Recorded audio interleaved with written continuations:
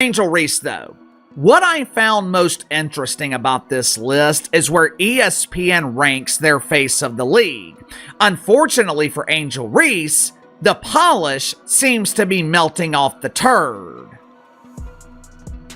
ESPN has tried to convince us that Angel Reese is the face of the WNBA. Not only is the matriarch of Me-Bounds the face of the league, according to the media, Angel Reese is the most dominant basketball player in the world. There is a moment when every carefully constructed story starts to fall apart. Not with some dramatic announcement or public meltdown, but with something far quieter. A list, a ranking, a set of numbers released by the same people who spent months building the narrative in the first place. That is exactly what happened when ESPN dropped their latest WNBA impact rankings. And what it revealed about Angel Reese, the league, and the media machine behind both of them is a lot more important than anyone is giving it credit for. Because this was not just a ranking, it was a correction. A slow, reluctant, very public correction that exposed a gap between who was being sold as the face of the WNBA and who was actually moving the needle. And if you missed what was buried underneath that list, you missed the most telling sports media story of the entire year.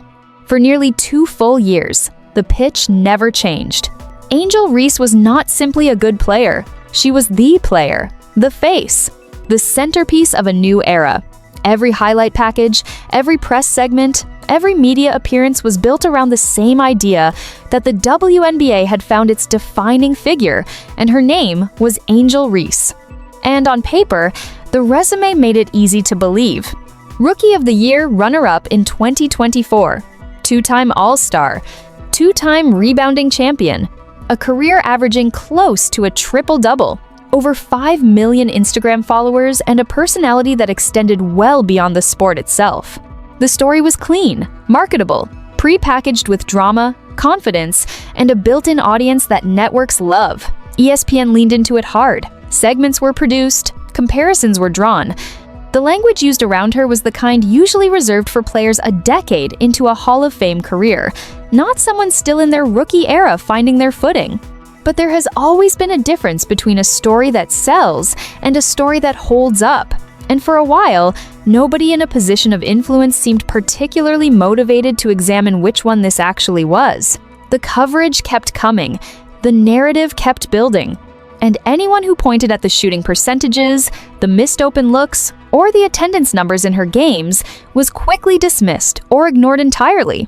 That worked for a while, until ESPN released a list that made ignoring it a lot harder. The list was not framed as a takedown. There was no dramatic headline attached to it.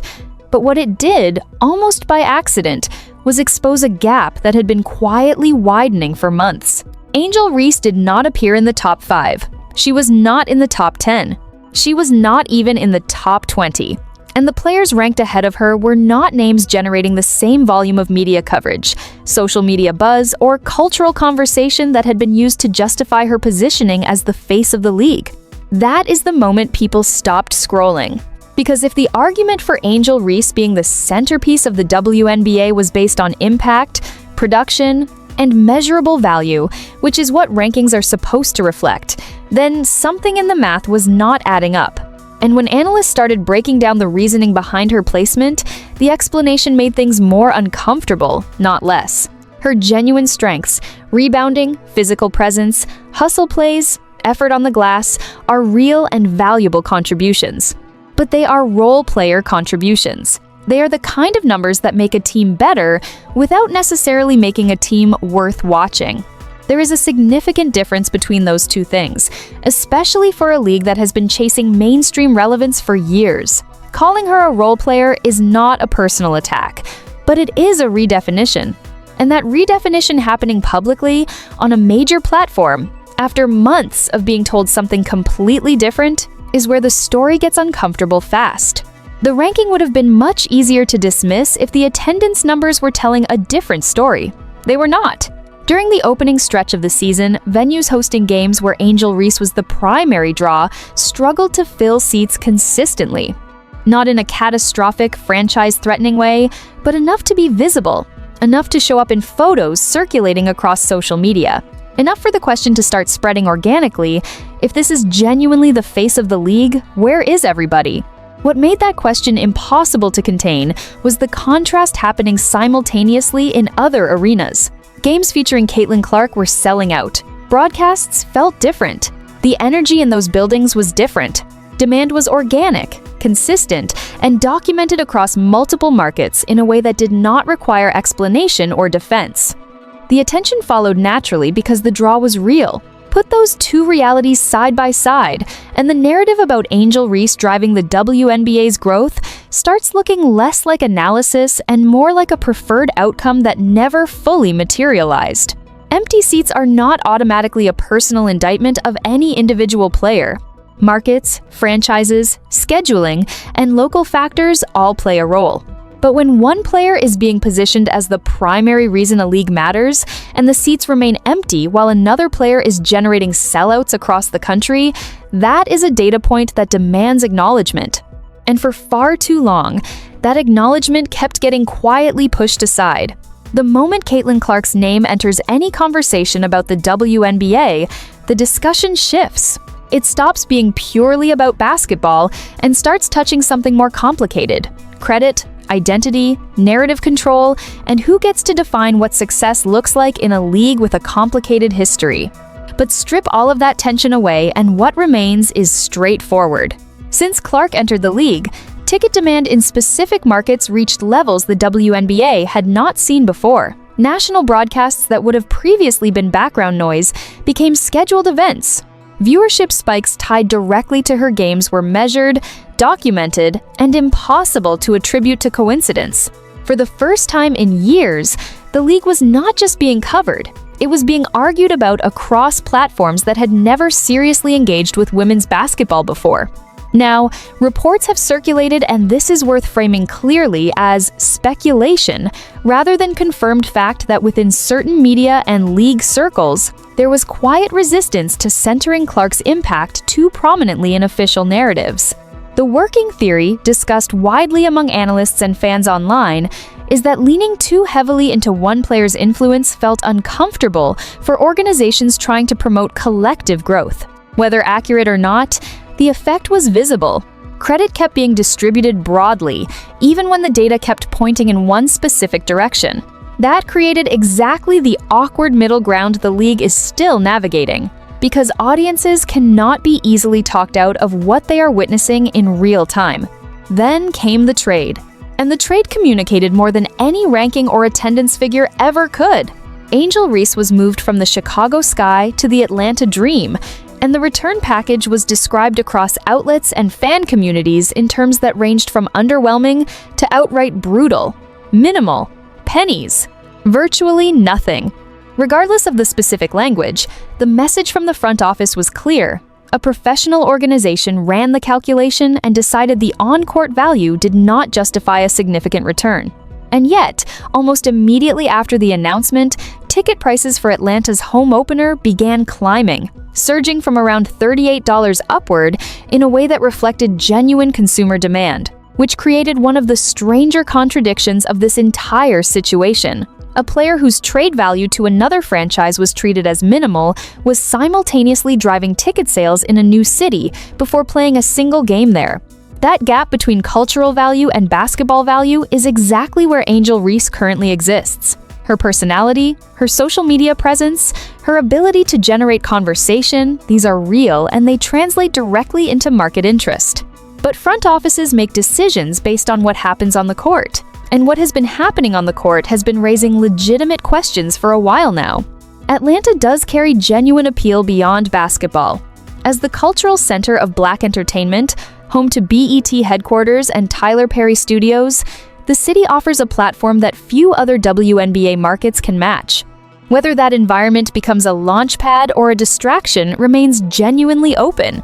At some point, the numbers have to enter the conversation, not as a way to dismiss everything Angel Reese has built, but because ignoring them entirely is no longer a neutral position. 2 for 7 from the field in one game, 3 for 7 in another. Shooting percentages sitting around 28% across multiple outings. Free throw numbers at 50%. which, for a player whose entire offensive game is built around finishing close to the basket, represents a real and recurring problem. Wide open looks, the kind that require no particular skill beyond basic execution, repeatedly missed. Drives into the paint that ended with blocked shots, hard falls, and visible frustration rather than points added to the scoreboard. These are not the statistics of someone being treated unfairly by the narrative. These are the statistics of a player whose finishing has not matched the expectations built around her. The physical element has added another layer of concern. Multiple hard falls in single games, landing on her knees, her lower back, her tailbone, created visible anxiety among fans watching live. The aggression that makes her dangerous near the basket also creates risk when it results in that kind of repeated physical impact over the course of a long season. None of this means her career is defined. None of this erases what she contributes on the glass or in the hustle moments that do not always show up cleanly in a box score.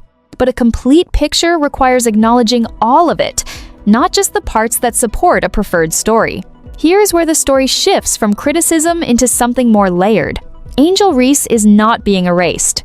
She is being redefined. And while those two things can feel identical in the short term, they lead to completely different outcomes over time. Being erased means the spotlight disappears entirely. Being redefined means the narrative around you changes, and that change, as uncomfortable as it is to live through publicly, can create the conditions for something more honest and ultimately more durable. When a player is positioned as the finished product before their career has properly started, every imperfection becomes a scandal. Every missed shot becomes evidence of fraud. Every empty seat becomes confirmation that the whole thing was a mistake. But when expectations recalibrate to match reality, something different becomes possible. Progress becomes visible. Development becomes meaningful. Success starts feeling earned rather than assigned before the work is done. Atlanta could genuinely be that reset. Some analysts have suggested, though this remains largely opinion, that the trade itself may have been the best thing for her long-term development. A new environment, a new start, removed from the weight of an impossible narrative that had outpaced the actual body of work. Others are less convinced. The concern is that Atlanta's intensity, the celebrity culture, the entertainment ecosystem, the elevated expectations that arrived with the trade could amplify existing pressures rather than relieve them. A louder city is not automatically a cleaner slate. The same questions follow, only the backdrop changes. What the ESPN ranking, the attendance gaps, the trade, and the shooting numbers all point toward is a larger truth that sports narratives eventually have to answer to reality. Leagues grow when they have genuine stars, not just contributors, not just personalities, but players who make people tune in regardless of anything else happening that week. The evidence, not the narratives, but the actual evidence, suggests the WNBA found that player. The ongoing resistance to fully acknowledging it has created a situation where the league's most powerful asset keeps getting treated like a supporting character. That cannot hold forever. The audience has already decided. The ticket sales have already decided. The numbers have already decided. Angel Reese's story is far from finished, but the version where she is the undisputed face of the league has already been quietly retired. What comes next is more honest, more complicated, and honestly, far more interesting. Stay locked with my channel, Simply Explained, for more updates.